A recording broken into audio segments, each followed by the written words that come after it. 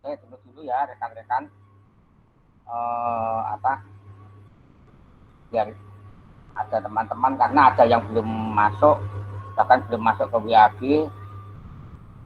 Jadi kalau belum masuk WAG maka berarti belum tahu linknya. Harusnya linknya sudah ada, apa kalau sudah di share di lead, tapi leadnya down. Lead itu software baru, itu down, jadi saya nggak bisa mengisi. Saya sendiri juga belum sempat mengisi karena sejak Jumat, Jumat, Sabtu, Jumat sebenarnya, Jumat kemarin itu laptop saya itu rusak. Sampai sekarang pun juga sebenarnya kurang stabil, belum stabil penuh.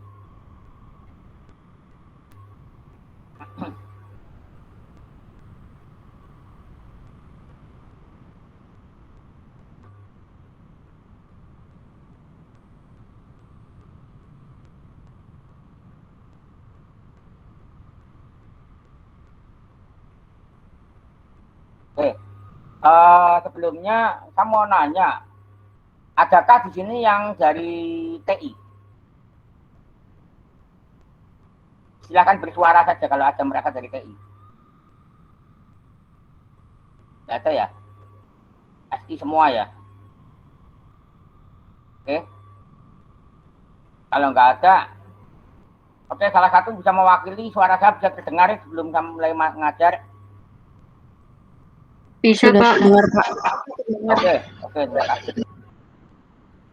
Karena jujur aja laptop saya ini nggak stabil, jadi saya nggak yakin dengan koneksi laptop saya. Bentar, ini masih ada yang masuk lagi nih di WAG.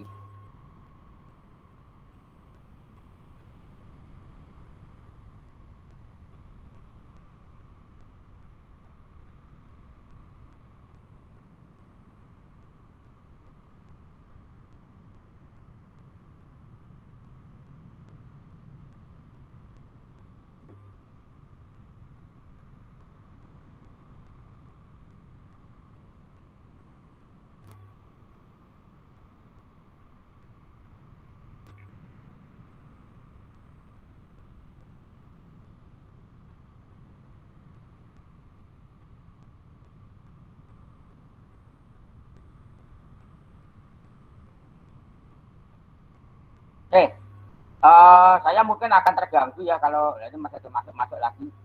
Tolong salah satu dari kalian sambil mendengarkan saya bisa mantau WA ya. Jadi kalau ada temannya yang baru masuk, di share link saya karena kita nggak tahu ini mahasiswa saya atau mahasiswanya Pak Oktav. Gitu. Jadi saya minta tolong salah satu atau ini salah dua share aja link saya. Mau japri boleh, mau di ini di grup juga nggak apa-apa, diangkat lagi. Gitu. Oke, karena kalau saya ngawasin terus nggak akan ngajar-ngajar, karena saya nggak ada asisten di sini. Jadi saya cuma minta bantuan salah satu atau salah dua dari kalian ada yang bisa sambil mantau ya. Oke. Baik.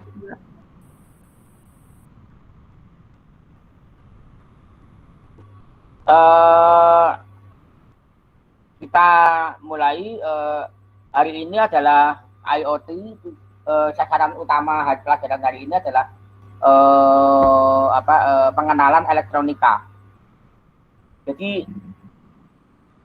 jujur aja ya, saya IoT itu untuk SI itu saya masih bingung seperti apa bentuknya gitu. Tapi kita akan coba. Karena yang benar IoT itu istilahnya apa ya?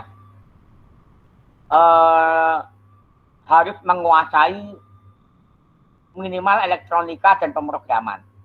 Ya, ting. IoT itu Internet of Things. Thing-nya itu pertama sebelum internet itu thing-nya dulu. Anda harus menguasai thing itu apa? Thing itu adalah elektronika dan pemrograman. Lalu internet itu adalah pemrograman. Jadi menghubungkan perangkat elektronika yang dikendalikan oleh microcontroller ya. Itu dengan ke saluran internet. Apakah harus selalu saluran internet? Tidak harus. Ya, tidak harus. Tapi umumnya pakai saluran internet. Kalau saya lebih cenderung tidak harus, menghindari, karena kadang-kadang kita membuat, tergantung kasus. Kalau kasusnya itu koneksinya adalah di daerah perkotaan mungkin mudah. Tapi kalau saya membuat sesuatu, misalnya memantau sungai, dan sungainya itu ada di tengah pedalaman Papua, misalnya gitu ya. Nah, maka tidak ada saluran internet, tidak ada BTS. Pakai HP pun blank, tidak ada sinyal. Jadi terpaksa saya harus menggunakan sinyal radio murni, gitu ya. Jadi kira-kira seperti itu. Oke, saya share aja dulu.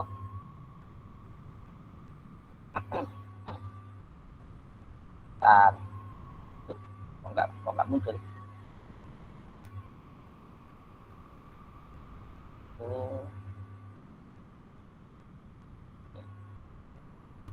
Oke, saya berharap bisa kelihatan.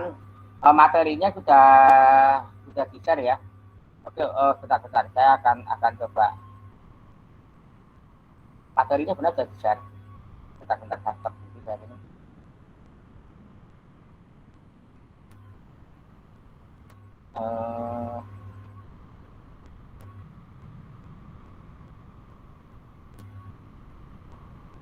Dan materinya gimana ya kemarin masuk.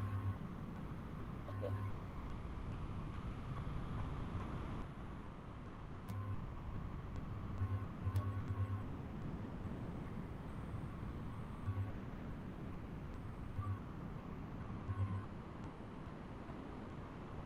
Ini materi saya ya. Share. Oke. Tuh, masih ada masuk lagi. Betul. Oke, nanti aja materinya, nanti ada menyusul lagi ya. Ini saya share ini. Kalau ada yang mau ini, ada yang tanya, tolong dibantu sharein materinya dari WhatsApp itu. Oke, karena saya share ulang.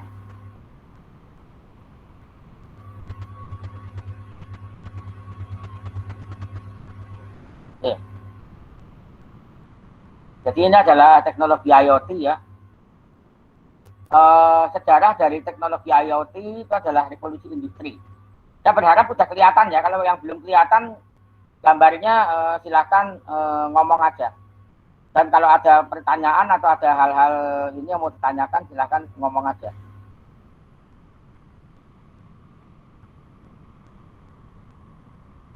Oke, saya berharap ini masih bisa kelihatan. Nah, IoT itu terdorong dari adanya revolusi industri ya. Jadi kita tahu revolusi industri yang pertama adalah sebelum revolusi industri. Sebelum revolusi industri, Anda bayangkan yang maju adalah pertanian.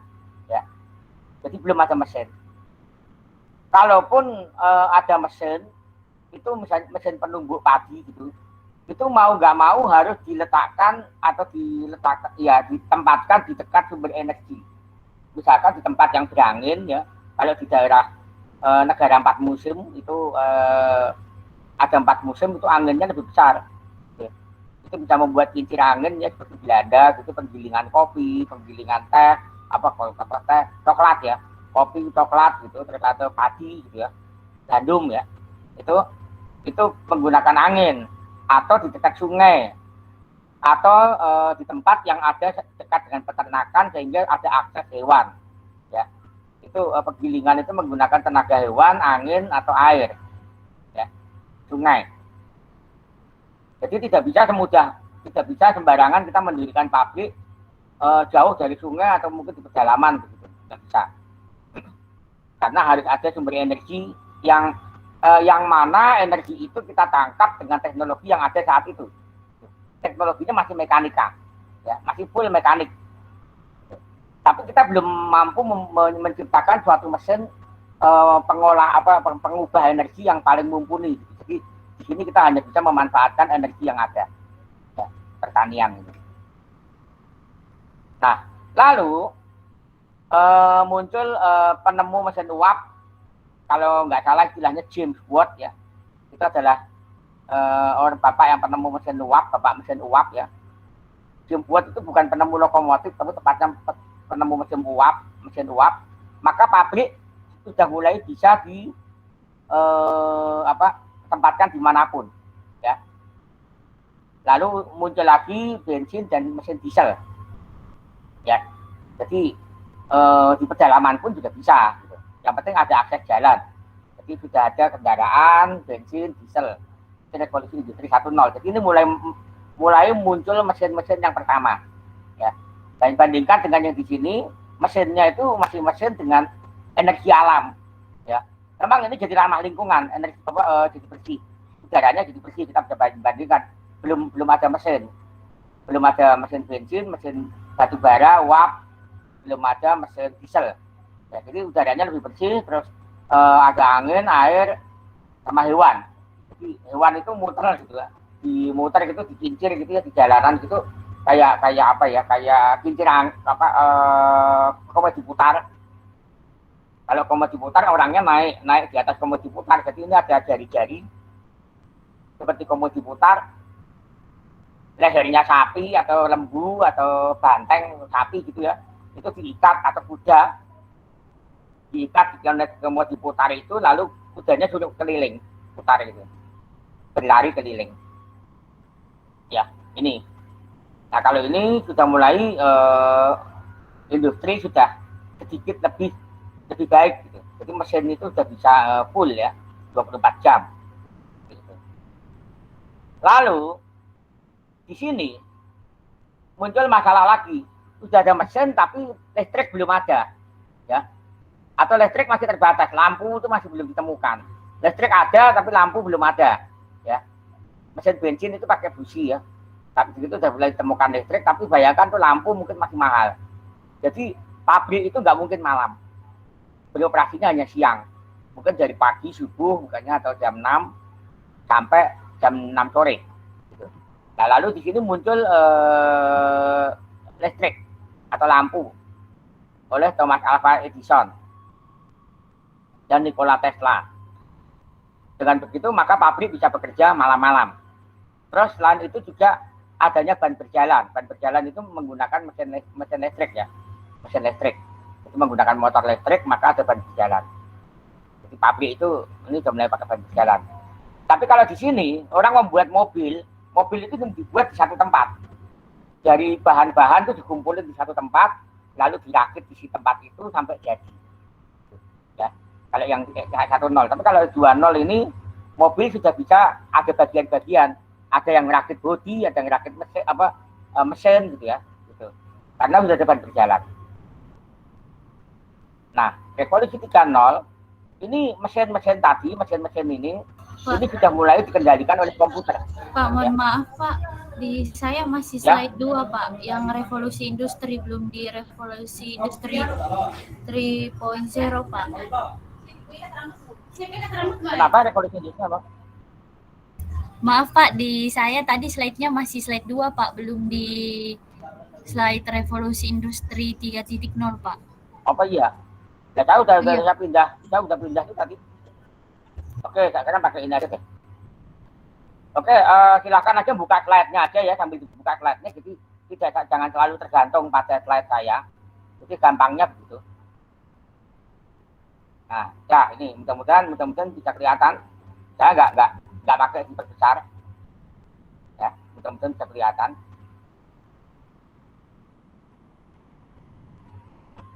Kelihatan nggak revolusi industri 3.0? Kelihatan ya? Terlihat Pak. Revolusi industri 3.0 ditemukan mesin komputer. Ini sudah ditemukan oleh komputer. Nah, ya jadi kalau yang 2.0 tadi ditemukan listrik tapi masih pakai tombol-tombol. Nah, sekarang ini sudah ada komputer. Jadi perangkat-perangkat tadi sudah diatur otomatis secara elektronik, ya komputer. Namun komputernya ini masih bekerja mandiri. Jadi mandiri gitu. Mesin A ya komputer A, kayak fotokopi gitu ya, itu dikendalikan oleh satu komputer untuk mengendalikan mesin fotokopi. Mesin fotokopi kedua ya pakai komputer 2. Jadi kalau ada 5 mesin fotokopi ya berarti ada 5 komputer. Jadi satu komputer mengendalikan setiap satu komputer mengendalikan satu mesin. Jadi masih standalone ya istilahnya. Masih standalone. Tapi udah muncul komputer. Nah, Lalu ini revolusi industri 4.0, ini sudah saya pindah ke 4.0 ya. 4.0 ini mulai ditemukan AI dan internet. Gitu. Oke. Nah, mesin-mesin tadi, nah ini mulai muncul IoT. Mampu bekerja dengan konsensus. Apa itu konsensus?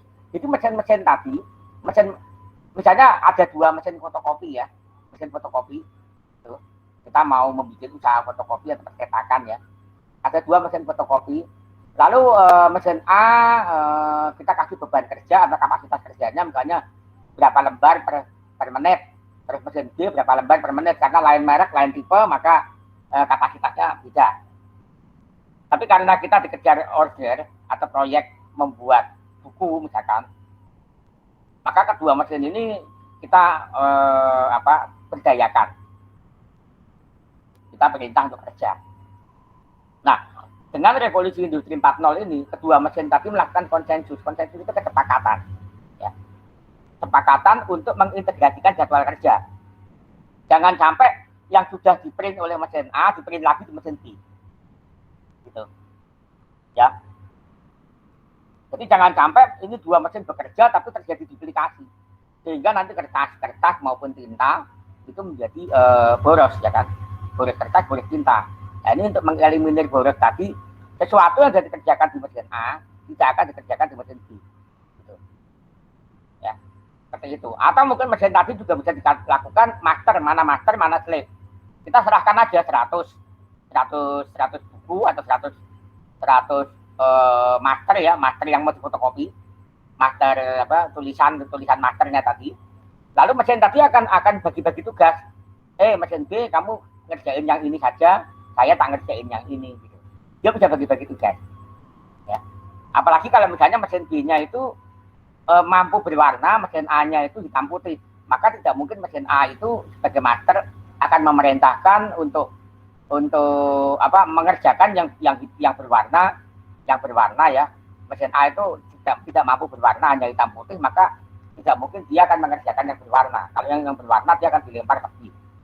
Tapi kalau nanti sudah yang berwarna sudah di-print semua, masih ada hitam putih, maka yang hitam putih tadi dikerjakan bareng. Gitu. Ya. Jadi kita mau membuat buku, ada halaman berwarna, ada halaman hitam putih, yang misalnya gitu. Nah ini bisa dilakukan konsensus. Bisa aja Anda misalnya mau disimulasikan, Anda punya 2 komputer, 2 jenis printer, ya, 2 jenis printer lalu terhubung oleh jaringan. Maka untuk mencetak buku PDF itu satu komputer itu kita bikin satu program, nanti diatur. Yang satu misalnya pakai printer laser ya, yang satu pakai printer inkjet, gadget gitu.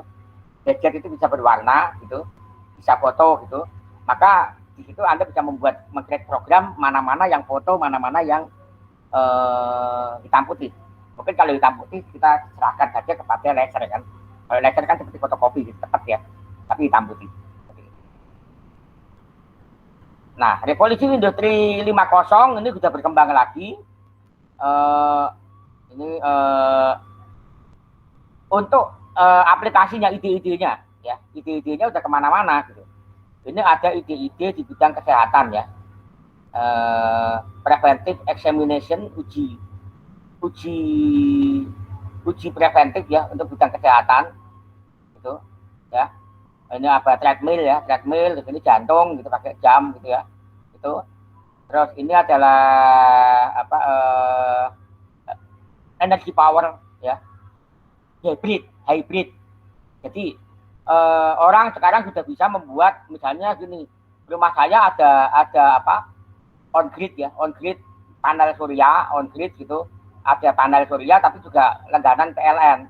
Maka kita bisa aja mengatur mana-mana yang berat, pekerjaannya, power yang berat itu kita serahkan kepada PLN.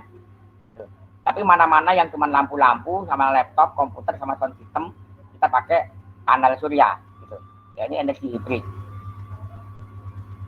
Terus nanti kalau sisa energi dari panel surya itu bisa kita jual keluar. Itu on grid ya. Ya, on grid. Ini. Nah, ini energi diversification atau local production itu adalah bisa saja dalam satu RT atau dalam satu RW gitu kita sepakat membuat semacam PLN sendiri ya. Itu kalau daerah terisolir itu bisa seperti itu. Atau misalkan satu komplek militer gitu ya, satu komplek militer atau satu komplek misalkan terpencil misalnya untuk pemantauan satwa liar gitu ya, itu ada polisi hutan gitu, ada warga, ada keluarganya juga di situ, terus ada komplek pemantauan satwa liar misalnya begitu. Nah, ini menggunakan karena jauh dari jangkauan PLN maka menggunakan energi sendiri ya. Apakah pakai solar, mungkin solar dipadu sama angin atau solar dipadu sama matahari dipadu sama sungai misalnya gitu, bisa saja seperti itu. Lalu ini pertanian ya, bidang pertanian. Jadi 50 ini sudah ide-idenya sudah kemana-mana. Terus ini adalah bidang stok ya, inventory, optimal value chain. Ini biasanya supply chain ya. Rantai nilai itu rantai yang bernilai. Jadi ada kaitan sama rantai inventory, rantai persediaan, rantai modal gitu ya, pemberi modal gitu, seperti itu. Jadi ini adalah industri 5.0. Jadi bisa Anda bayangkan tadi yang bisa konsensus ya.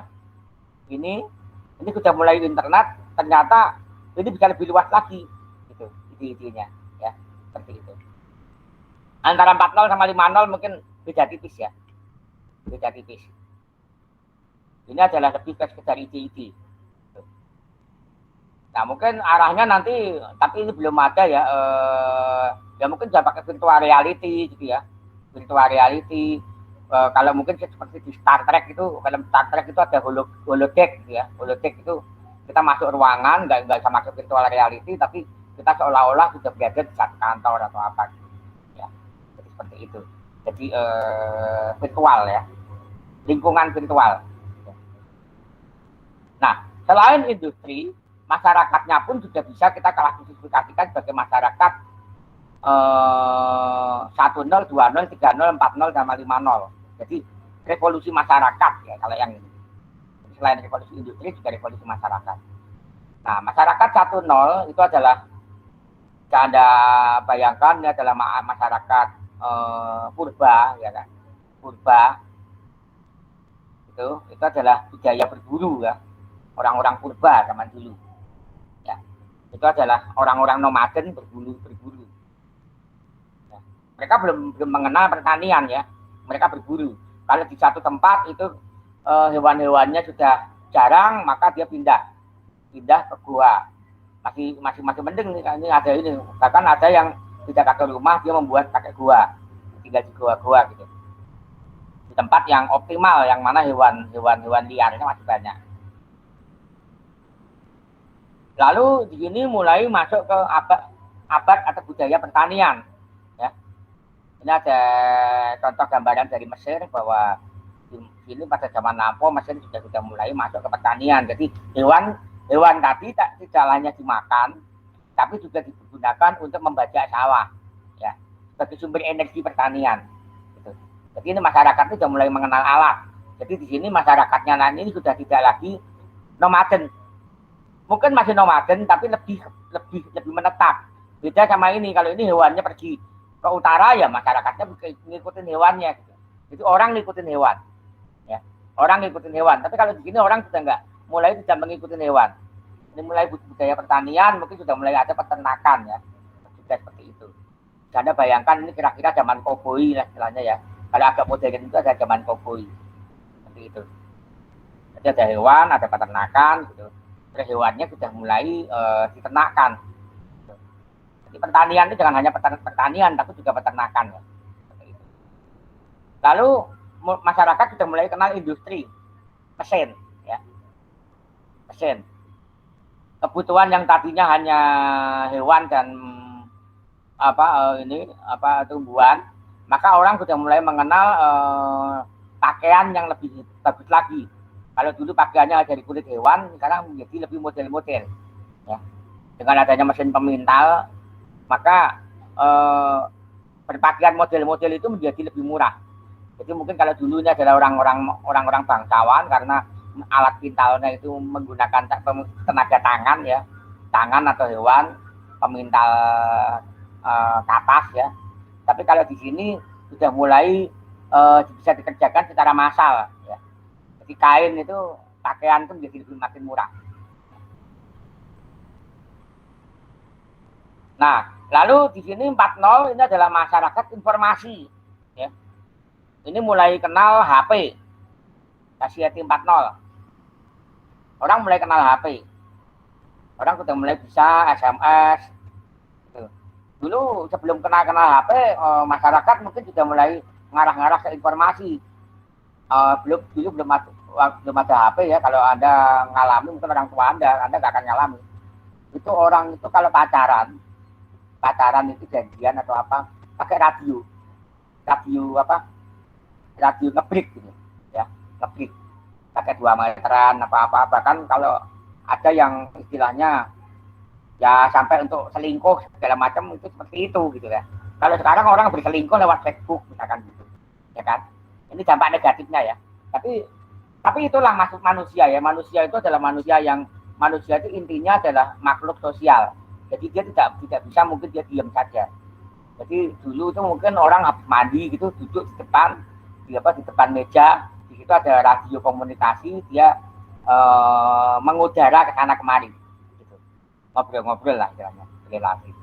Terus setelah itu berera telepon koin, itu yang ngantri koin makin banyak gitu ya. Bahkan ada anak-anak muda yang uangnya pas-pasan, itu koinnya dibolong, dikasih tali, dimasukkan, begitu nyambung talinya ditarik lagi. Anda sudah pernah tahu ya cerita itu? Mungkin kalau nonton film Kasino Dono atau apa, itu masih ada seperti itu. Dulu memang ada seperti itu. Bahkan kalau ada itu telepon umum box itu digebrek gitu. Teman saya juga pernah ikut-ikut, tapi kalau saya nggak ini, untung-untungan pernah juga itu koinnya meleset jatuh gitu.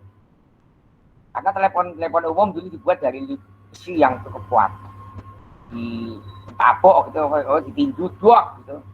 Itu kalau beruntung koinnya tetek gitu, keluar bisa dipakai untuk ngebel lagi.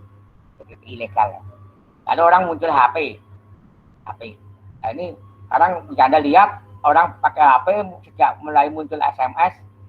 Dulu belum ada SMS, masih pager, radio panggil. Tapi sejak muncul SMS, orang mulai duduk manis HP. Lawan bicaranya di depan, tapi yang dekat malah yang nun jauh di sana, ya kan? Gitu. Ini orang-orang pada asuh tak asuh dengan orang di sekitarnya, tapi dengan orang yang nun jauh di sana itu mungkin malah lebih dekat. Nah, ini era lagi di mana terutama HP ya, atau perangkat-perangkat elektronik ini semakin kecil dan semakin bisa digunakan untuk aplikasi misalnya drone ya. Nah, ini orang ada kan HP yang bisa untuk drone itu, sehingga bisa terbang, bahkan bisa memotret gitu ya, seperti itu. Atau dengan menggunakan HP ini, drone juga semakin murah, maka ini sudah bisa dipakai untuk istilahnya new society, masyarakat baru, masyarakat yang pengen tahu lingkungan yang lebih luas daripada di mana dia berdiri. Misalnya saya ada di Tugu Monas, tapi saya pengen tahu apa yang terjadi misalkan di dekat Gambir misalkan gitu. Maka saya menerbangkan drone ke atas stasiun Gambir. Ya kira-kira seperti itu. Jadi rasa ingin tahu manusia itu kan besar. Nah, sekarang masuk ke prospek IoT dan robotika. Mengapa saya katakan IoT dan robotika? IoT dan robotika itu adalah basisnya adalah mekanika dan elektronika. Ya. Lalu plus pemrograman. Pemrograman itu bisa kita menggunakan artificial intelligence sehingga akan menjadi sebuah alat yang cerdas atau robot yang cerdas. Paham ya? Jadi kira-kira seperti itu. Jadi IoT itu perangkat cerdas yang terdiri dari mekatronika. Mekatronika itu adalah mekanika dan elektronika. Lalu plus pemrograman.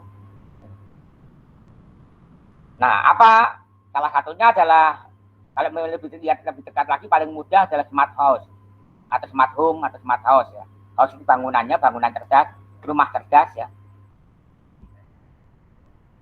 Nah, ini kita lihat, ini ada CCTV ya kan, terus ada peralatan dapur sudah dikendalikan pakai listrik. Ada beberapa kompor gas tertentu yang nyalainnya pakai listrik ya, nyalainnya tetap pakai gas tapi nyalainnya pakai listrik, pakai percikan api listrik lalu cuk nyala ya. Terus untuk menyalakan lampu dimonitor dengan HP, terus menyalakan AC, ini apa saya nggak tahu, ini pemanas ya, karena pemanas ruangan atau apa. Terus ini menyalakan sound system ya kan, sound system seperti itu. Nah ini semua terkonek ke dalam hub apa hotspot ya, hub atau hotspot gitu, sehingga dan hotspot ini semua wireless ya, bisa dikendalikan secara wireless dan kita bisa mengendalikan dari HP, apakah secara wifi atau bisa dari tempat jauh. Bahkan mungkin kita dari kantor, anggaplah rumah ini kosong, kita tinggal ke kantor, ada orang bujangan bisa punya rumah begini kerja gitu, maka dari kantor ini bisa memantau rumahnya. Oh iya, saya tadi lupa matiin kompor gitu, kompornya bisa dimatiin jarak jauh. Atau misalnya sore saya belum nyalain lampunya udah dinyalain dari jarak jauh, nanti kalau saya sampai rumah rumah sudah nyala gitu. Jadi tidak perlu gelap-gelapan nyari lubang kunci gitu misalnya gitu ya. Jadi seperti itu. Bahkan ini kamera CCTV ini pun juga udah ada sensor gerak. Jadi kalau ada gerakan-gerakan di dalam rumah yang aneh-aneh, nah ini dia akan menangkap gerakan-gerakan itu. Apakah hantu, ataukah hewan, atau tamu tak diundang. Ya, kira-kira seperti itu. Ini smart house. Nah, sama seperti arahnya Pak Jokowi juga yang katanya mau membuat ibu kota baru ya. Itu katanya di ibu kota baru itu nanti akan ada taksi yang tanpa pengemudi. Nah ini adalah autopilot ya. Ini di beberapa negara sudah ada taksi, ada jok pengemudinya tapi pengemudinya kosong. Jadi Anda tetap duduk di ruang penumpang, jok depan penumpang, lalu mobil itu akan membawa Anda ke tempat tujuan sesuai panggilan dari HP. Ya, jadi di sini mobil ini sudah cerdas, dia bisa mengenali ada orang berjalan di tengah, ada kendaraan lain, mungkin ada kucing, ada kuda, ada sapi di tengah jalan, ada kambing di tengah jalan gitu ya, ada sepeda gitu, ada kecelakaan di tengah jalan, maka mobil itu akan berhenti juga ya, itu. Nah ini mobil ini adalah mobile robot sebenarnya ya, sudah mengarah ke robot. Lalu di sini ada lagi namanya manipulator robot. Manipulator robot itu berupa lengan statis ya. Kalau tadi itu ada revolusi industri itu ban berjalan, di sini ban berjalan itu yang memungut atau meletakkan di ban berjalan itu masih buruh ya, ada buruh yang berdiri di pinggir ban berjalan mengambil barang-barang gitu ya, atau meletakkan barang-barang di ban berjalan. Maka sekarang sudah nggak lagi ya, diperlukan lagi ada buruhnya dikurangi, buruhnya menjadi operator robot ya, memantau robot ini. Jadi si operator robot ini yang akan bekerja meletakkan barang atau mengambil barang dari ban berjalan. Bahkan untuk mengelak mobil aja menggunakan lengan robot. Ya. Nah, perkembangan baru lagi ini adalah bentuk kesehatan. Ini salah satu contohnya adalah jantung. Tidak hanya jantung, bisa otak ya, analisa otak, ini jantung ya, sinyal jantung, heartbeat ya, heartbeat atau foto jantung, bisa menganalisa foto USG tapi jantung ya, bahkan juga USG bayi juga ada. Jadi janin di dalam itu sudah bisa dikenali dengan mesin canggih ya. Jadi dokter itu tinggal melihat apa rekomendasi dari si robot itu, di mesin canggih itu. Nanti dia tinggal melihat benar apa tidak, kalau benar maka dia di ACC. Tapi kalau kurang benar mungkin perlu disetting ulang alat itu ya. Jadi ini meringankan pekerjaan dokter, bukan berarti menggantikan ya. tetap ini harus ada keputusan dari pakar, ya dari dokter itu. Begitu juga autopilot ya. Autopilot ini juga sebenarnya bukan menggantikan sopir ya. Kalau ini memang sopirnya nggak ada gitu. Ini bukan menggantikan sopir, tapi untuk pekerjaan untuk mobil mungkin masih bisa, tapi untuk pesawat tetap harus ada pilot. Ya. Walaupun pilot pesawatnya bisa cerdas mendarat, tapi akan riskan kalau pesawat itu benar-benar 100% tanpa pilot. Ya. Seperti itu. Oke. Nah, ini adalah pesawat ya, robot terbang ya istilahnya, UAV. Kalau robot terbang itu dulu itu digunakan untuk memotret, mengintai. Sekarang robot terbang pun sudah bisa digunakan untuk melakukan serangan. Ini membawa roket ya, serangan darat. Ini serangan darat. Bahkan sekarang sudah mau dibuat lagi robot terbang ini yang bisa melakukan menyerang pesawat. Jadi menyerang pesawat itu lebih sulit daripada menyerang musuh darat. Ya, menyerang musuh di udara itu lebih sulit daripada menyerang musuh di darat. Menyerang musuh di udara itu bisa lebih cepat gerakannya. Ya, pesawat terbang itu gerakannya lebih cepat. Bahkan untuk menghilang itu lebih mudah daripada di darat. Di darat itu mau sekencang-kencangnya lari, selama radar itu sudah ngunci, maka sulit, ya, sulit untuk bisa lolos. Seperti itu. Ini adalah gambaran untuk serang darat ya, misalnya. Atau orang bilang ini tank killer, ya, pembunuh tank. Biasanya perangkat artileri, ya, artileri. Nah, untuk masa damai ini juga bisa membuat desa cerdas. Kalau tadi rumah cerdas, ini ada desa cerdas. Ini ada gateway ya. Dibayangkan aja ini ada sebuah desa yang terpencil ya, misalnya di daerah Papua gitu ya, yang terpencil gitu. Nah ini ada gateway LoRa gitu, terus ini ada sungai. Ini bisa memanfaatkan energi listrik dari sungai ya. Ini ada hidroelektrik ya, power plant. Ini ada pembangkit listrik sungai, air ya. Ini ada pertanian, semua terintegrasi. Jadi Pak Lurahnya gitu bisa tahu.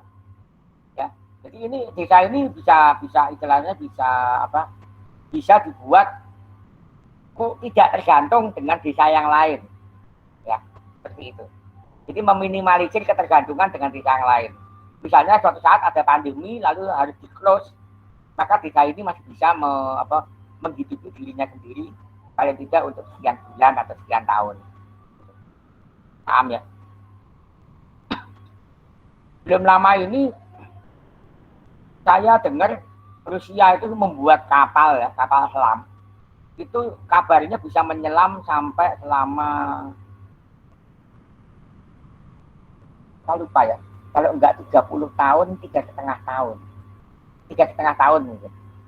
Dia bisa menyelam, tidak muncul ke permukaan selama 3,5 tahun, kalau enggak salah. Kapal selam Rusia. Anda bayangkan bagaimana kapal selam itu bisa menyelam selama 3,5 tahun, orangnya itu mau makan apa dia, gitu, ya. Nah itu pasti di situ ada satu sirkulasi untuk menciptakan makanan, ya. Gitu. Itu ada konsep seperti itu. Nah, ini ilmu yang mendukung IoT dan robotika. Tadi saya katakan IoT dan robotika itu adalah mekatronika, mekanika dan elektronika, dasarnya ini dua ini. Lalu plus pemrograman, dalam hal ini ada pemrograman AI. Ya. Jadi ada mekanika, elektronika, sama pemrograman AI. Oke. Nah, ini ilmu-ilmu yang mendukung IoT. Untuk mekanika itu bisa pesawat sederhana, katrol, ya. Ini fisika ya, ilmu fisika. Fluida statika. Fluida itu adalah benda yang tidak padat. Benda yang tidak padat itu bisa cair atau gas. Benda gas atau benda cair diam, atau benda gas atau benda cair bergerak. Dinamik. Bergerak itu berarti bisa digunakan untuk misalnya desain kapal atau desain pesawat, ya. Seperti itu. Desain kipas angin, kita mau mendesain pembangkit listrik, itu fluida dinamika. Katrol ya, katrol itu untuk mengangkat ya, mengangkat benda-benda yang apa, benda-benda yang berat. Lalu elektronika ada analog, digital, komunikasi. Ya, ini salah satu contoh aja. Lalu artificial intelligence di pemrograman tadi ya, itu pemrograman, machine learning, statistik, kita belajar statistik, kalkulus, aljabar linear. Nah ini ranahnya kita orang komputer, ya, orang komputer. Ya kalau Anda dari SI misalkan mau bermain di IoT ya harus mau nggak mau harus ikut turun juga, mau main di sini, ya, mau banyak membaca juga di sini. Oke. Nah sekarang ini adalah gini, kalau saya mau membuat mobil, ya, taksi ya, anggaplah saya pengen mendesain taksi, mobil sendiri, mobilnya nggak beli, saya mau membuat mobil sendiri, mobil robot yang bisa dinaikin ya, kendaraan darat, maka saya harus bisa membuat mobilnya dulu, yang apabila dijalankan dan tidak saya belokkan, maka mobil itu harus tetap lurus lempeng. Ngerti lempeng ya? Jadi kalau Anda naik mobil itu stabil, Anda cukup nginjak pedal gas di tol ya, Anda lepas tangan kemudinya, maka mobil itu nggak boleh dalam waktu singkat meleng kiri atau meleng kanan, ya, membelok ke kiri atau membelok kanan. Maka itu akan membahayakan, ya. Jadi mekanika itu membuat keberhasilan robot itu 70%. Jadi kalau orang mau mengaku membuat robot, baru membuat kendaraannya saja, wahana ya, istilahnya wahana, itu boleh mengklaim, Pak, pekerjaan saya membuat robot itu sudah jadi 70%. Kalau ada orang, ini apa 70%? Mana elektronikanya? Belum, Pak, ini baru wahananya saja. Tidak masalah. Ya sah-sah saja. Jadi pekerjaan mekanika itu adalah pekerjaan yang paling utama atau paling sulit. Ya, paling sulit tapi paling menjadi tulang punggung dalam membuat robot. Ya. Anda membuat pintu portal, IoT membuat pintu portal ya, pintu portal gitu, pintu portal untuk apa, misalnya untuk mencegah mobil keluar masuk di suatu kawasan ya, entah perkantoran, entah apa gitu ya. Kalau nggak ada portalnya, apa yang mau kau buat gitu, ya kan, gitu. Tapi kalau ada portalnya dan portalnya itu bagus gitu, engselnya bagus gitu, ya itu maka Anda sudah mengatakan bahwa Anda 70%. Tapi kalau portalnya itu cuma diikat pakai tali rafia dari bambu ya apakah itu bisa dikatakan sudah mekanikanya sudah 70%? Pasti belum kan, gitu. Jadi portal itu kalau Anda bayangkan ya, ada portal itu bisa gerak naik turun begini, ada lakernya, ya laker, tahu laker ya, laker, gitu. Ada lakernya, ada motornya untuk gerak naik turun, nah itu berarti Anda sudah mengklaim 70%. Lalu dilengkapi dengan elektronika untuk menggerakkan, maka pekerjaan Anda sudah selesai bertambah 20%. Jadi 70 tambah 20 berapa? 80%. 70 tambah 90 ya, 90%. Oke. Lalu Anda tapi elektronika, alat-alat elektronik tapi Anda sambungin ke komputer, Anda coding dengan AI, maka menjadi 100% pekerjaan Anda IoT cerdas. Oke. Ini pekerjaan membuat ya. Tapi kalau untuk operasionalnya, perangkat Anda akan terasa canggih kalau program Anda itu bagus, hebat. Kagak paham ya? Jadi jangan minder untuk orang IT, orang komputer gitu. Wah, pekerjaan saya cuma 10% gitu. Oh tidak. Justru operasionalnya ini Anda adalah tulang punggung program Anda. Jadi program Anda bug, maka ini pun juga akan error. Jadi robot itu akan kelihatan bodoh. Robotnya bagus tapi bodoh gitu. Ya percuma saja. Ya kan? Jadi Anda katakanlah Anda beli robot ya. Beli robot kosongan. Sudah ada robot ya, robot bentuk manusia gitu. Terus udah ada mekaniknya, udah ada ya, udah kakinya bisa bergerak, ada elektronikanya. Tapi Anda nggak bisa memprogram, sehingga robot itu tambah bodoh ya, percuma saja. Di operasionalnya itu percuma saja. Paham ya? Anda bisa membuat program canggih, tapi tidak bisa mewujudkan dalam elektronika dan mekanika. Ya percuma juga. Gitu. Iya nggak? Gitu. Walaupun ini peranannya 30%. Jadi kira-kira seperti itu nih sumbangsi kontribusi ya, persentase kontribusi atau peranan. Oke, sampai sini dulu. Saya mau tanya dulu, apakah ada yang ditanyakan? Ada yang pertanyaan? Silakan. Ada pertanyaan?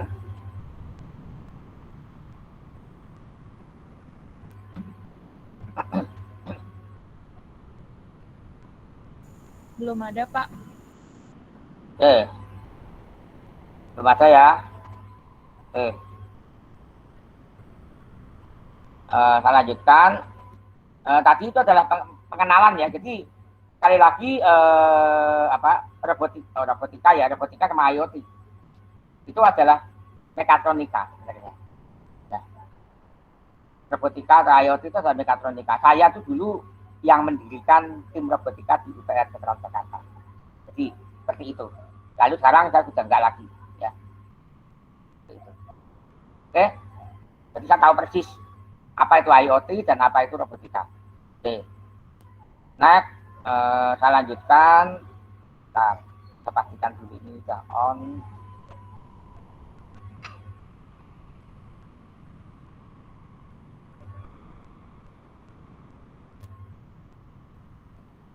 Oke. Sekarang saya akan masuk ke dalam elektronikanya. Listrik itu ada dua, listrik bolak-balik sama listrik arus searah. Ya. Ada dua. Sekarang saya akan membahas dulu listrik arus searah. Nah, ini tadi saya katakan bahwa elektronika itu akan membahas listrik. Ada listrik arus AC sama arus DC. DC ini searah, AC ini bolak-balik. Oke. Nah, mana yang kita gunakan? Kalau tergantung pada alatnya, tergantung pada apa yang kita buat. Bisa saja apa yang kita buat menggunakan dua-duanya. Tapi memang mayoritas adalah arus DC. Lalu arus DC ini hampir pasti kalau berangkat digital ya ini mayoritas digital. Tapi kalau yang namanya mekanika, ketika mekatronika ya, ada unsur mekanika, mayoritas mekanika itu bekerja pada analog. Jadi akhirnya ini tiga ini. Oke. Untuk pengolahan data atau pemrograman ini akan bekerja pada digital, harus digital. Komputernya itu loh, komputernya itu bekerja secara digital. Tapi pintu portal, perintah membuka pintu portal, terus perintah mendeteksi panas, ya mendeteksi panas suhu badan karena COVID gitu misalnya ya, untuk kita mau membuat monitor COVID gitu, itu bekerja secara analog. Ya. Kalau AC itu pasti analog, ya. Tidak ada digital yang AC, ya. Jarang, ada pun jarang sekali. AC itu hampir pasti analog. Jadi ini kira-kira yang elektronika seperti ini. Oke, sekali lagi ini arus DC ya, masih bahas lagi arus DC. Nah, sumber arus DC itu utamanya adalah batu baterai. Batu baterai, lalu yang kedua adalah panel surya. Panel surya itu DC, sama. Baterai. Ini tegangannya flat itu stabil. Misalnya kalau ini 1,5 volt dan ini 1,5 volt stabil. Ini time ya, bisa Anda perhatikan ini buat grafiknya nggak sembarangan ya. Ini sumbu X itu adalah waktu, sumbu Y itu tegangannya. Oke. Sumbu X itu waktu, sumbu Y tegangan. Ya, jadi sumber arus DC itu adalah baterai.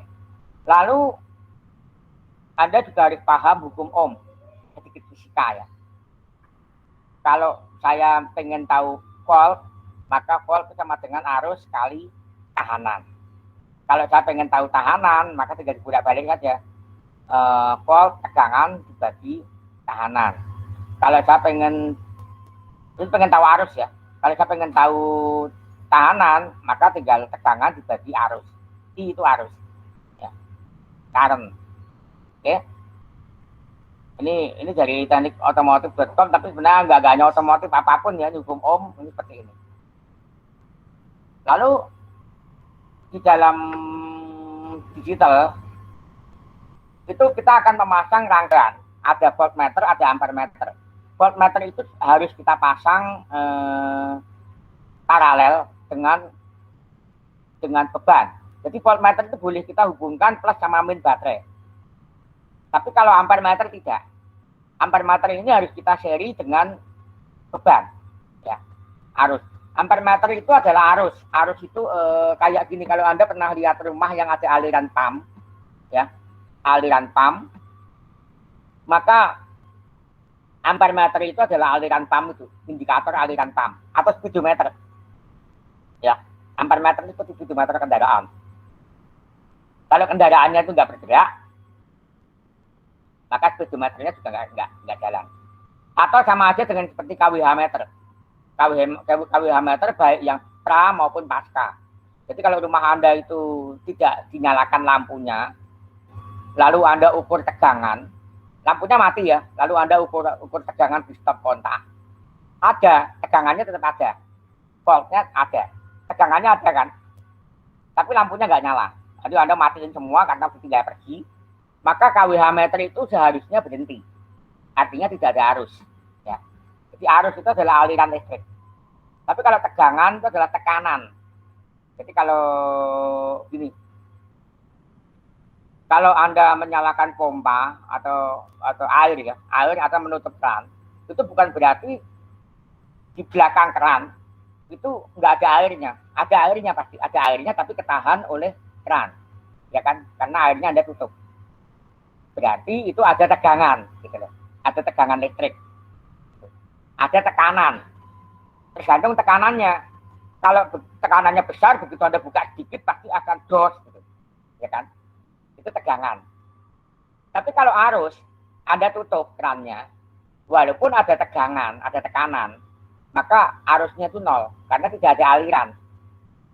Jadi listriknya itu nggak mengalir, atau fluidanya itu tidak mengalir. Ya, seperti itu. Sama aja tekanan gas. Ya, jadi kalau Anda pakai kompor gas, itu ada regulator yang ada tekanannya. Tekanan itu tegangan. Ya, jadi kalau Anda beli gas baru, maka walaupun kompornya mati, ya, Anda pasang regulatornya pasti akan ada tekanannya. Kalau nggak ada tekanannya, maka pasti Anda akan komplain ke penjual. Anda akan mengatakan bahwa ini kok tabung gasnya kosong, ya kan? Harus ada tegangan atau tekanan itu harus ada. P itu tekanan atau tegangan. Ya. A itu arus. Kalau di dalam kompor gas arusnya nggak bisa dilihat, yang dilihat hanya tekanan. Jadi kalau tekanannya menurun ya berarti sudah habis gitu. Ya, itu aja. Alirannya nggak bisa dilihat. Oke. Sekarang kita akan mulai mengenal komponen pasif. Komponen pasif ini adalah resistor. Ya, paling utama adalah resistor. Ini adalah kode warna. Ya, ini kode warna. Apakah Anda harus hafal? Tidak harus hafal, tapi alhamdulillah kalau saya hafal. Kenapa hafal? Karena ini mainan saya sejak SD. Mungkin Anda nyaris nggak percaya ya. Ini mainan saya sejak SD. Saya itu sejak SD itu buku saya itu sudah teknik membuat radio. Jadi saya kelas 2 SD. Kelas 2 SD. Mungkin kalau Anda dengar, Pak Didi ngomong kok muluk-muluk gitu apa, kayak membual gitu, enggak. Saya kelas 2 SD itu sudah membuat radio. Buat radio sendiri. Ya. Itu SD. Nanti saya tunjukkan kalau memang Anda tertarik, Pak, bukunya apa? Akan saya share. Kebetulan saya punya versi asli, tapi versi yang saya punya itu terjemahan, tidak ada PDF-nya. Versi asli ada PDF-nya. Nanti kalau Anda tertarik akan saya share. Pak, saya pengen tahu cara membuat radio, gitu, versi anak SD, versi anak-anak, nanti saya share. Ya. Tapi saya dulu itu baca buku itu SD. Yang saya punya, jadi saya punya buku itu terjemahan. Ya. Ini saya punya aslinya dalam bahasa Inggris. Jadi silakan, tipis kok bukunya nggak tebal, bahkan gambarnya menarik. Karena untuk anak-anak. Jadi tahanan ya. Nah ini adalah kapasitas daya. Kapasitas daya itu menentukan banyaknya arus listrik yang mengalir di resistor. Semakin kecil maka tahanannya juga, ukuran tahanan juga akan semakin kecil dayanya. Jadi daya ini menentukan arus maksimum yang bisa mengalir. Ini berarti maksimum 1/8 watt, maksimum 1/4 watt, maksimum setengah watt, maksimum 1 watt sampai akhirnya maksimum 5 watt. Ya, ini tahanan. Mungkin di atas ini masih ada lagi. Tapi ini adalah yang umum. Ya, yang umum dijual di pasaran. Oke.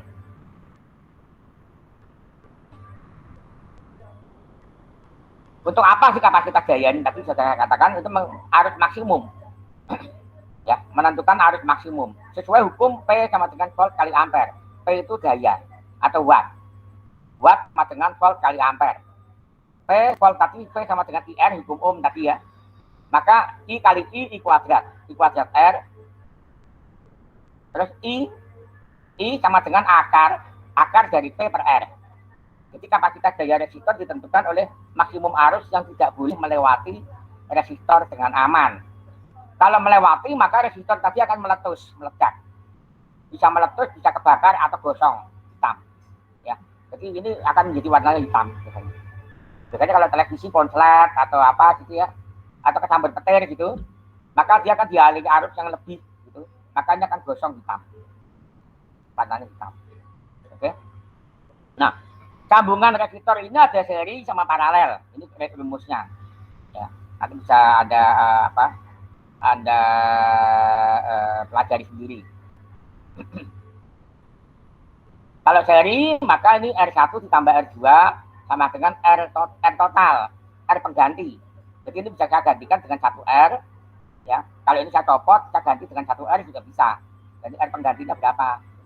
Ini juga dua ini adalah paralel. Jadi bisa saya ganti dengan satu pengganti. Nah, satu pengganti R pengganti, seper R pengganti sama dengan seper R1 ditambah seper R2. Oke. Nah, hubungan seri tadi ini bisa digunakan untuk pembagi tegangan. Pembagi tegangan. Singkatnya bahwa tegangan ini 2/3. Kan tahu 2/3 dari mana? 20 ditambah 10, 30. Ya kan? 30. Ini kan kalau di total 30 ya. 10 tambah 20, 30. 30 kilo ohm. Nah, ini 20 kilo. 20 per 30. 20 per 30 kan 2/3 kan? 2/3 kali 5. Ya. Jadi ini adalah 2/3-nya dari 5 volt. Jadi 3,3. Coba aja dihitung. Oke. Ya. Ini pembagi tegangan. Caranya begitu. Kalau mau tahu arusnya berapa? Tahu arusnya gampang. Ini 3,3. 3,3 dibagi 20 kilo. Berapa arusnya? Karena kalau ini 3,3, ini berapa? Ya kalau ini 2/3 ya, tapi ini berapa? Sepertiganya kan? Jadi berapa sisanya? Jadi 5 dikurangi 3,3 berapa? 2, berapa? 1, ya. 1, ya. 5 itu berapa? 0, 10, 23, 7, 1,7 ya. 1,7 kalau salah ya. Oke. 1,7 volt. 1,7 volt itu dari sini ke sini ya. Dari titik ini ke titik ini. Ya. Dari titik atas ini, dari sini ke sini. Kalau dari sini ke sini, ini 5 volt. Terus kalau ini 3,3 dari titik sini ke titik sini.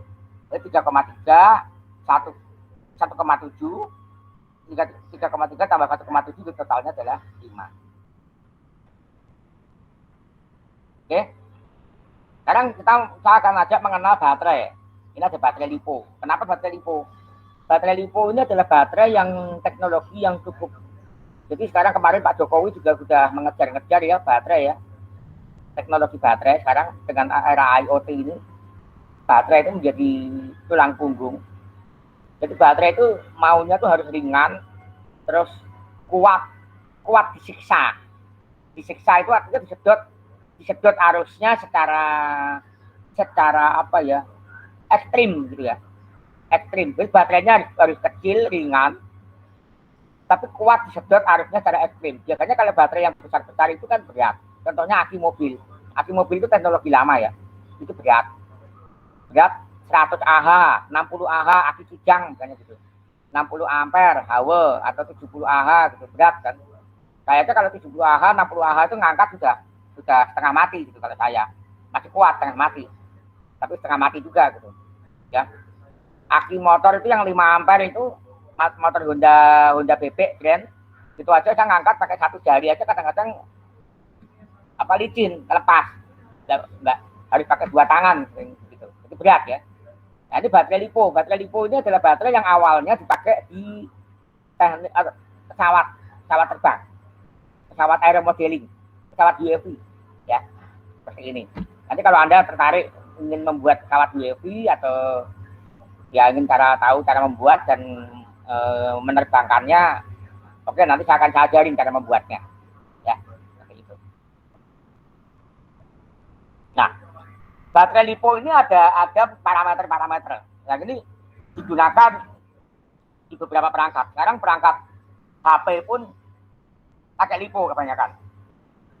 Ada NIMH, ada lipo. Laptop itu sekarang baterainya juga ada lipo. Bisa Anda lihat sekarang laptop sekarang berani tipis-tipis, kecil-kecil ya. Tipis ya. Laptop sekarang itu tipis-tipis. Buat orang mejeng juga kelihatan manis gitu ya, karena laptopnya tipis. Dengan buku aja masih tebal buku, ya kan? Laptop tipis, Anda bisa bayangkan baterainya kayak apa gitu. Dan itu baterainya sangat ringan, kecil, bisa disiksa sedemikian ekstrim untuk menyalakan apa paling berat adalah layar ya. Layar. Kalau hard disk itu sekarang pakai SSD ya, solid state drive ya kan. Modelnya gitu itu lebih hemat lagi walaupun harganya mahal ya, SSD. Nah, ini baterai ini ada nilai S. S itu adalah banyaknya sel. Satu sel itu 3,7 volt. Ya. Kalau baterai 6S ya berarti 3,7 kali 6 tegangannya. Ya, tegangannya. Jadi tegangan 1S itu 3,7. Dan nanti tinggal dilihat yang dijual berapa S. Baterai 3S berarti 3,7 kali 2. 2S berarti 3,7 kali 2. Ya, kalau 2S. Kalau 3S 3,7 kali 3. Tinggal dikalikan. Jadi nilai 1S-nya ini, voltnya ini dikalikan dengan banyaknya sel. S itu singkatan dari sel. Ya. S. Jadi berapa S? 1S berarti 1 sel, 6S berarti 6 sel. Terus selain itu ada nilai mAh atau nilai Ah. Biasanya satuannya mAh, miliampere hour. 1 ampere itu 1000 miliampere. Ya. Sama aja 1 cm 1000 1 meter, 1 meter 1000 milimeter, ya kan? 1 meter itu 100 cm. 1 cm 10 mili. 10 kali 100 1000 kan? Jadi 1 meter itu 1000 mili, ya berarti 1 ampere 1000 miliampere. Semakin besar mAh akan semakin bertahan lama. Namun baterainya juga semakin mahal dan berat. Tapi lipo itu walaupun berat itu adalah baterai yang paling ringan, ya, teknologi baterai yang paling ringan. Oke. Lalu selain S, ya, ada lagi C. C ini adalah kemampuan dia untuk dihajar, dibebani dengan beban yang ekstrim. Tadi saya katakan ya, lipo itu kelebihan dari baterai lipo itu adalah dia mampu dihajar, dibebani dengan beban yang ekstrim. Nah, C ini, jadi baterai ini hebat. Baterai lipo itu hebat. Dia mampu disedot di atas kapasitasnya. Kalau misalnya 20 T, maka dia mampu menanggung beban 20 kali nilai mAh. Misalnya 1000 mAh ya, 1000 ampere, 1 ampere. 20 T, maka dia mampu disedot 20 ampere, 20 kali lipatnya. Jadi bisa Anda bayangkan atlet yang beratnya segitu bisa ngangkat besi yang besinya sekian kali lipat dari badannya umpamanya, ya. Jadi ini benar-benar baterai ini adalah liponya adalah jenis baterai yang ringan, tapi mampu bekerja berat, ya. Ini dia memang itu penemuan teknologi yang cukup hebat. Makanya dia digunakan di pesawat UAV. Pesawat UAV itu kalau untuk terbang itu kan harus digenjot ya, harus digas, mesinnya itu harus dimaksimumkan, gitu kan. Itu supaya untuk daya dorongnya dimaksimalkan, supaya bisa naik, bisa terbang.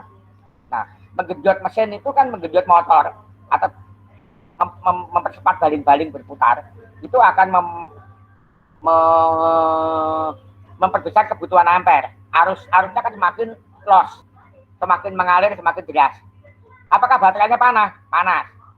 Tapi selama masih di dalam kapasitas nilai C, maka baterai itu akan aman-aman saja. Gitu. Ya nanti ada juga ada baterai yang mahalan sama baterai yang murahan. baterai yang mahalan itu mungkin masih awet pakai itu berapa kali. Tapi sebenarnya memakai baterai yang sehat itu harus 1/10 dari nilai mAh. Jadi kalau 1000 mAh ya, itu memakai baterai yang sehat ya. Ini boleh, tapi sebenarnya tidak boleh terus menerus. Ya, di atas 20 kali C, di atas nilai C, di atas nilai mAh ya, di atas nilai mAh itu nggak boleh terus menerus. Ya, nggak boleh terus menerus. Kalau yang sehat itu ada 1/10 mAh. Jadi kalau 1000 mAh dibagi 10 maka 100 mAh. Ya, 1/10 ampere. Ya. Jadi kalau misalnya aki motor itu adalah berapa? 5 ampere ya. 5 ampere atau 5000 mAh ya. 5 ampere kan 5000 mAh. Anda kalau mau normal membebani itu supaya tidak ini atau ngecas juga gitu supaya awet gitu, arus casnya itu nggak boleh lebih dari 1/10 gitu. Kecil sekali ya. Tapi motor prakteknya ngecasnya apa membebaninya itu besar. Untuk starter motor itu besar, tapi kan sekejap sedang gitu. Motor kalau udah hidup kan starter motor nggak dihidupin lagi ya kan. Mobil juga, starter mobil itu pertama juga berat gitu. Jadi itu relatif awet. Kayak contohnya mobil kijang itu 60 Ah ya, 60 Ah. Tapi kalau mobil mesinnya udah nyala, itu paling yang bersirkulasi yang masuk keluar masuk itu cuma 10 Ah per 6 ya. Nah ini sini rekomendasinya 1/10 ya, 1/6 masih sehat lah, artinya masih ini. Tapi kalau mau sehat banget ya 1/10 gitu. Ya seperti itu, paham ya. Jadi lipo itu adalah baterai yang mampu digenjot walaupun tidak boleh lama-lama, tetap kan panas itu ada. Jadi musuh dari baterai itu sebenarnya adalah panas. Selama baterai itu nggak panas, nggak apa-apa. Ya. Selama baterai itu nggak panas, nggak apa-apa. Nah ini contoh perhitungan C tadi ya. Kita misalnya 20 C ya kan, seolah dapat menahan beban maksimum hingga 20 mA atau 20 ampere. 20 kali ini 20 ampere. Angka tersebut sama dengan 332 mAh per menit, maka energi total ini akan habis dalam 3 menit. Jadi tetap aja energinya itu 1000 mAh. Jadi bukan berarti ini lama gitu, enggak. Jadi kalau saya mau paksa baterai ini untuk menggerakkan sesuatu lah ya, entah motor atau apa, dengan 20 C gitu, maka baterainya akan habis 3 menit. Tapi baterai ini masih lebih bandel daripada baterai yang lain gitu, karena dia lipo. Dari mana? Dihitung dengan mengkalkulasi jumlah per menitnya tadi ini. Oke, nanti pelajari ya. Jadi itulah baterai lipo ini adalah teknologi baterai yang ibaratnya mampu dihajar, ya, mampu dibebani secara ekstrim. Gitu. Nah ini contoh penampakannya, ya. Turnigi mereknya. Ini bagus nih Turnigi ini. Oke. Nah ini adalah contoh aplikasi pengendalian motor. Nah ini ya. Sekarang saya masuk ke motor ya. Ini contoh aplikasi pengendalian motor DC. Ini adalah motor. Motor itu kalau mau maju atau mundur, itu ini kan misalnya kalau dari plus sama min, plusnya dikasih plus, min dikasih min, maka dia akan maju. Ya.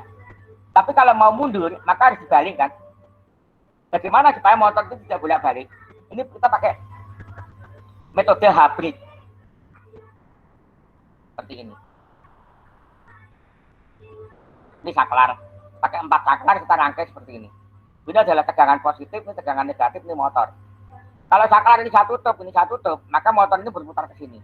Tapi sebaliknya kalau ini terbuka, ini sama ini saya tutup, yang diagonal ini saya tutup, maka harus akan ke sini, ini. Sehingga dia berputar balik. Ya. Gitu. Jadi motornya tetap diem, nggak usah kita bolak-balik, tinggal kita ngatur saklarnya aja. Mana yang kita buka, mana yang kita tutup.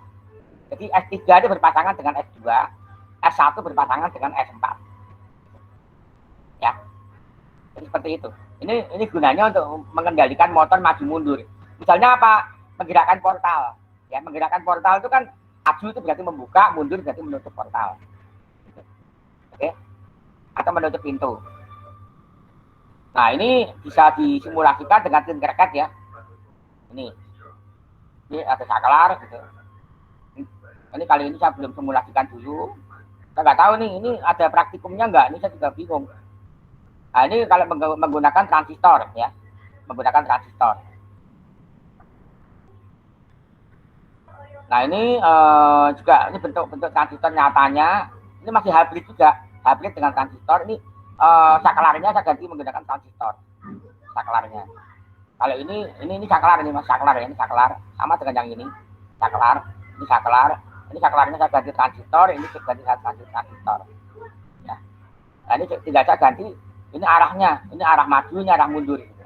Kalau ke sana maju, ke sini mundur, gitu aja. Ini saklar. Saya pakai satu saklar, maju atau mundur. Ya.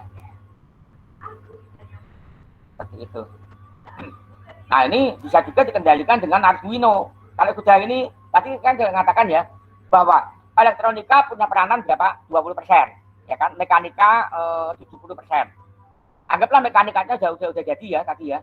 Mekanika sudah jadi. Terus saya berhasil menyusun rangkaian ini dengan benar. Ini kan hardware juga kan? Hardware itu ada dua ya, mekanika sama elektronika. Elektronikanya udah benar, ya kan? Udah benar.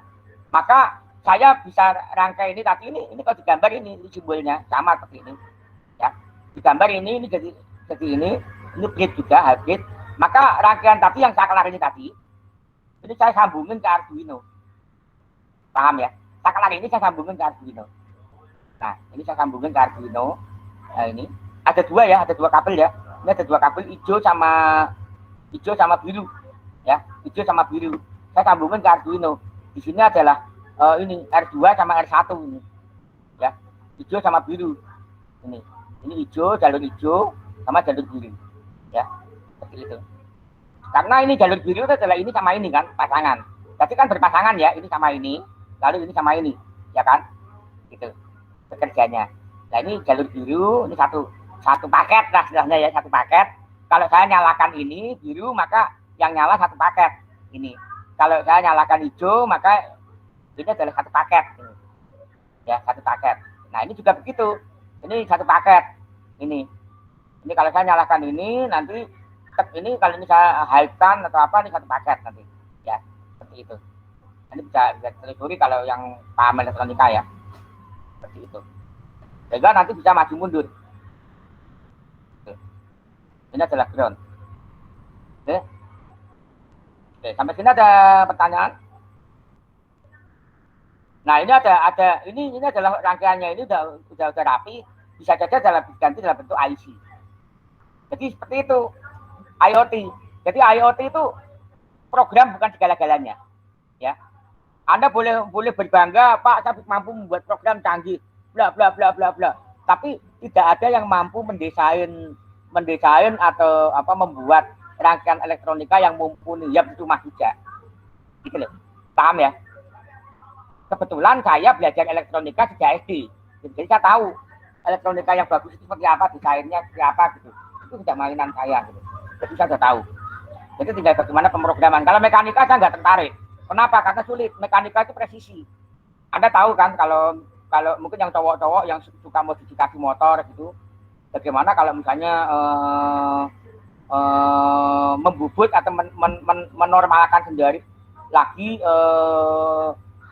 apa istilahnya silinder piston.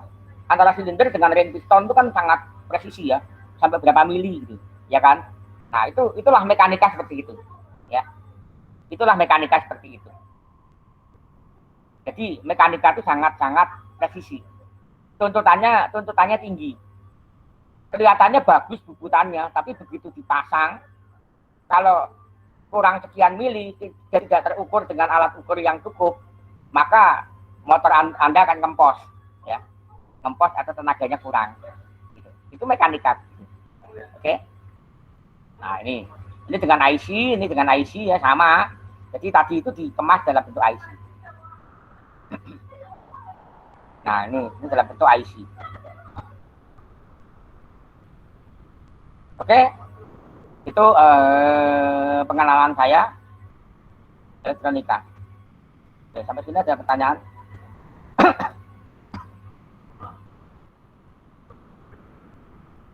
Ada pertanyaan?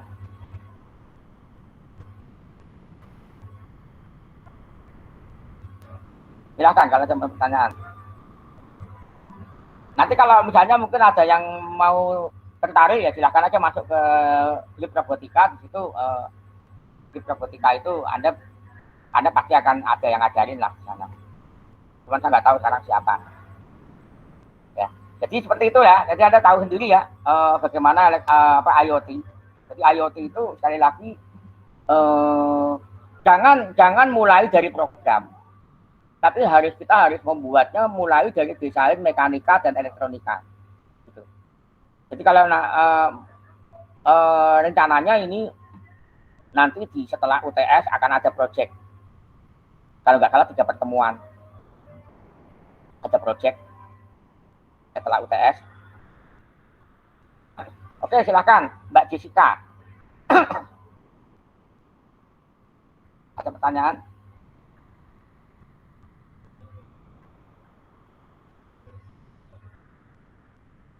Ini ada raise hand Mbak Jessica.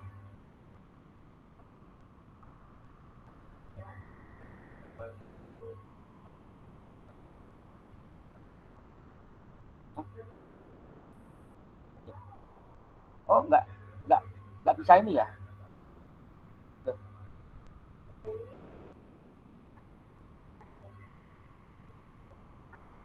Oke, silakan Mbak Jessica kalau mau bertanya. Enggak. Itu raise hand. Atau diketik silakan kalau mau diketik.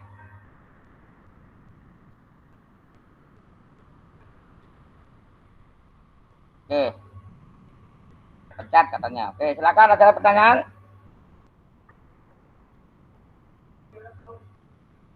Ada pertanyaan? Kalau malu-malu silakan aja diketik aja pertanyaannya.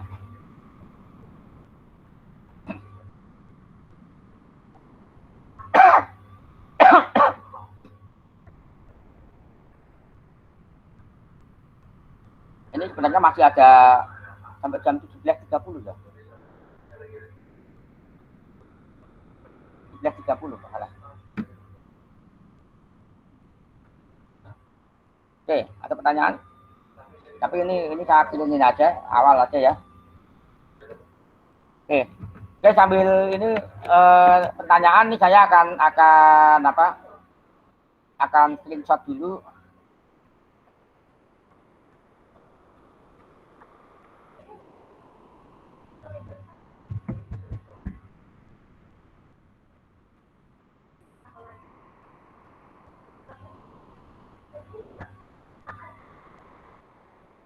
Ini caranya gimana nih? Cara screenshot, saya agak lupa.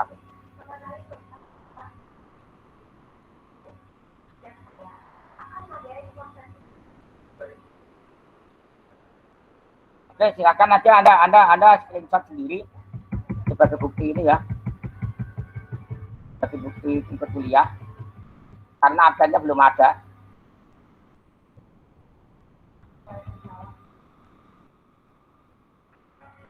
Apa? Yang penting ada namanya di situ. Namanya kalau bisa diubah.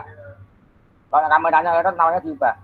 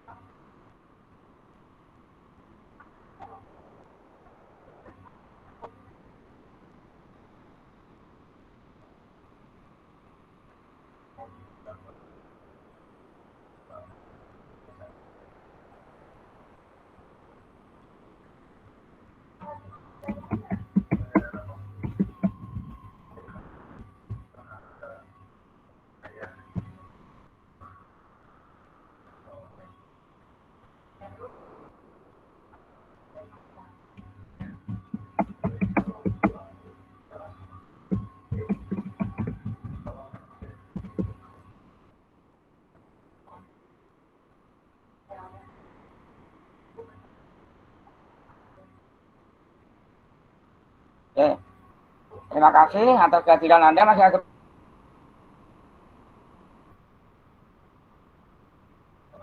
ada pertanyaan?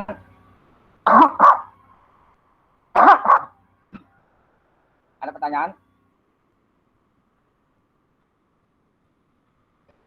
Belum ada, Pak. Ya, kalau nggak ada, kita akhirin ya. Terima kasih atas kehadiran Anda. Oke, sebelumnya saya tutup dulu ininya recordingnya.